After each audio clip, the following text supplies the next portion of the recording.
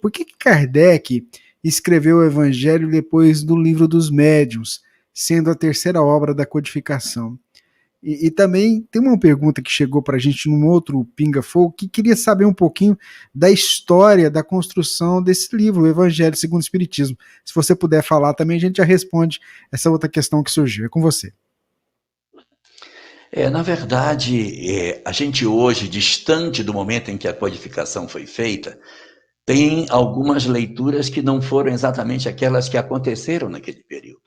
Nós temos que lembrar que quando o Espiritismo surgiu, ele surgiu num ambiente muito tecnicista, muito voltado para os aspectos que dizem respeito ao conhecimento da área da ciência. Então, naquele período, século XIX, as pessoas não estavam muito afeitas a tentar, de alguma maneira, se aproximar de um conteúdo mais moral. Ninguém enxergava com facilidade as consequências morais daqueles fenômenos. Então, depois que Allan Kardec apresenta o Livro dos Espíritos, que seria uma obra que efetivamente traria muitas das respostas que se queria, mostrando um aprendizado extraordinário com aquelas manifestações, o livro que ele coloca em seguida é um livro que vai trabalhar a questão da mediunidade, porque naquele momento eram as necessidades mais significativas da hora. Então, ele lança o Livro dos Espíritos, depois ele apresenta o Livro dos Médiuns, que ele coloca até mesmo como uma continuação do Livro dos Espíritos. Em alguns momentos, você percebe ele apresentando o Livro dos Médiuns como uma continuação da primeira obra. E aí, ele constrói com isso tudo que ele tinha interesse de apresentar com relação à análise do fenômeno. Você vê que Kardec, ele não se prende excessivamente, como demais autores de seu tempo, em apresentar as técnicas tão aprofundadas de casos e casos e casos e casos de mediunidade, na tentativa de apenas mostrar que os fenômenos são reais. Ele deixa isso para os outros. E diz, não, os outros estão tratando da comprovação científica do fenômeno. Eu vou me ater a dizer que o fenômeno existe, falar do mecanismo dele, mas vou me prender nas consequências morais. E você vai ver o Evangelho segundo o Espiritismo, já sendo composto bem depois, 7 anos depois do período de construção de O Livro dos Espíritos, mostrando efetivamente um processo de reflexão mais aprofundada de tudo isso. Mas é muito importante observar alguns pontos que se fazem essenciais. Um dos pontos fundamentais é que a grande mensagem, o homem de bem que aparece no Evangelho segundo o Espiritismo e que é, de certa maneira, uma pérola da composição de Kardec nas suas reflexões, ela já está no Livro dos Espíritos. Ela já estava lá. Se você pegar o Livro dos Espíritos, você vai encontrar essa mensagem um pouco diferente, mas já lançada em O Livro dos Espíritos. E também no Livro dos Médiuns, que é uma obra técnica, uma obra que está voltada especificamente para a apresentação do fenômeno mediúnico, chamado também de Guia dos Médiuns e Evocadores. Essa obra, na introdução, ele diz: este livro poderia ser mais curto, ele poderia ser menor, mas para não correr o risco de alguém se apropriar dessa obra e utilizá-la de maneira equivocada, eu fiz questão de inserir em cada capítulo reflexões morais para que ninguém pudesse usá-la de maneira equivocada. Então, ele diz assim: sei que a obra ficou maior, mas isso se fez necessário para que ela não ficasse divorciada da necessidade de uma reflexão moral sobre o seu conteúdo.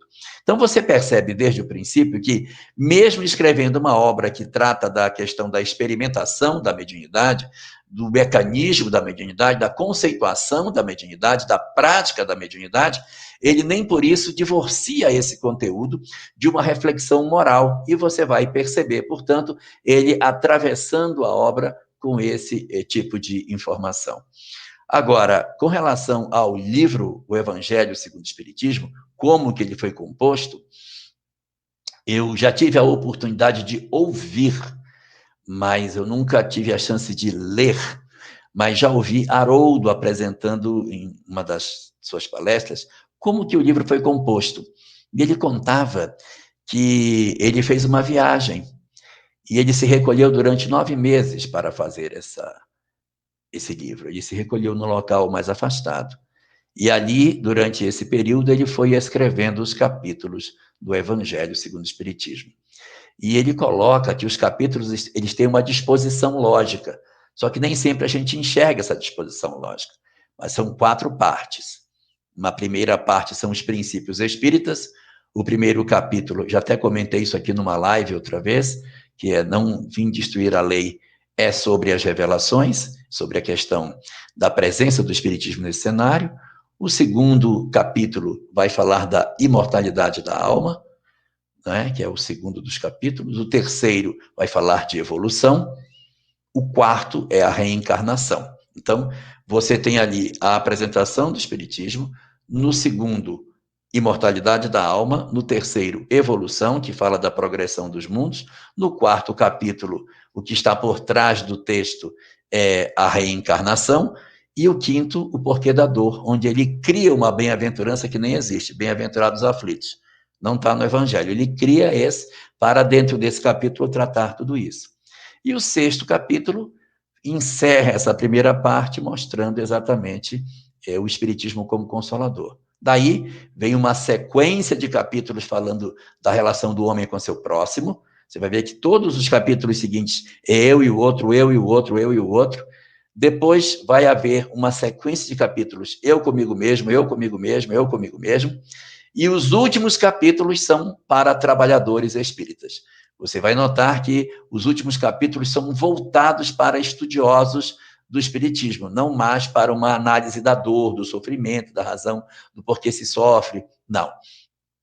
Aí são os capítulos como muitos os chamados, poucos escolhidos, trabalhadores da última hora, pedi e obtereis, que tem a ver com a prática da mediunidade, buscar e achareis. Então, são capítulos voltados mais para a prática da mediunidade e os trabalhadores espíritas.